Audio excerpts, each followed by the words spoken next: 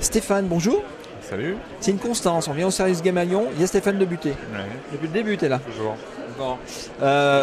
Et ben, voilà, tu vas me faire mon fil rouge, Stéphane. On en est où dans le marché du Serious Game? Et puis toi, tu en es où avec Simulink? Alors, le marché du serious game, je crois, continue sa progression. C'est quelque chose aujourd'hui qui est connu et utilisé dans de nombreuses entreprises.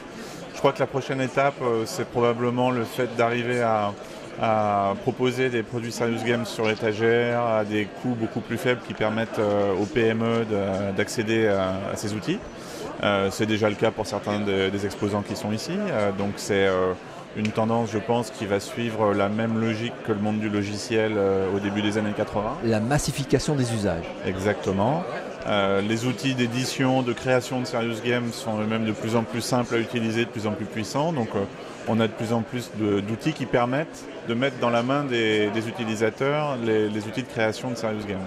Donc on peut imaginer que très bientôt on va basculer progressivement d'un marché de serious games sur mesure assez coûteux, ce qu'il était à l'origine, à des serious games plus thématiques, plus des serious games de niche, qui seront disponibles à des coûts assez bas sur étagère, ou des outils qui permettront de créer ses propres serious games assez facilement. D'accord, d'accord. Voilà.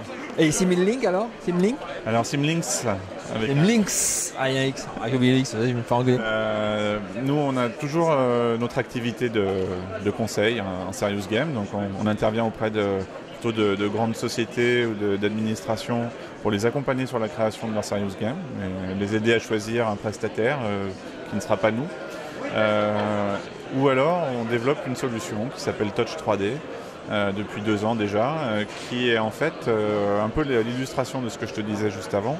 C'est-à-dire qu'on crée une solution 3D qui permet, pour l'industrie, qui permet aux industriels de créer des guides d'utilisation, des guides de maintenance, des guides de recherche de panne, ou bien des applications pour le marketing, pour les commerciaux, pour vendre de la machine industrielle sur tablette, sur PC, sur le web.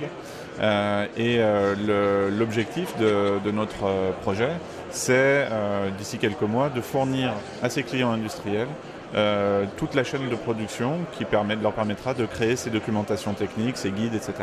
D'accord, donc Tout en 3D. quand je repasse au prochain Serious Game, tu vendras. Exactement. D'accord. C'est prévu. Eh ben merci Stéphane, à la prochaine. Merci Christophe, à bientôt.